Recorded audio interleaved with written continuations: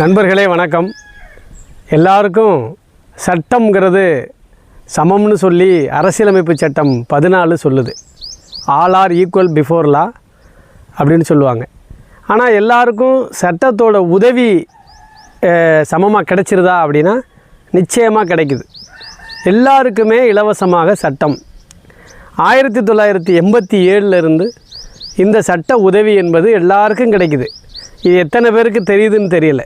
அடிக்கடி நீதிமன்றங்கள்லையும் அடிக்கடி வழக்கறிஞர்களும் இந்த விழிப்புணர்வை சொல்லிக்கிட்டே இருக்கோம். ஆனால் ரொம்ப பேருக்கு தெரிகிறதில்ல.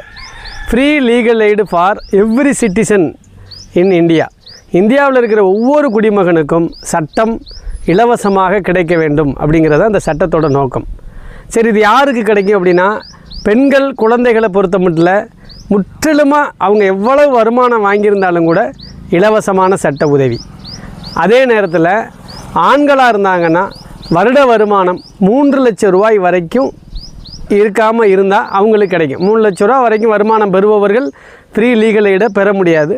3 லட்சத்துக்குள்ளே வருமானம் இருந்தால் இலவச சட்ட உதவியை பெறலாம். இது எப்போ சார் கிடச்சிச்சு? இதுக்கு யார் காரணம் அப்படின்னா 1987 உசைனரா கட்டூன் அப்படிங்கிறவங்க ஒரு பொதுநல வழக்கு போட்டாங்க.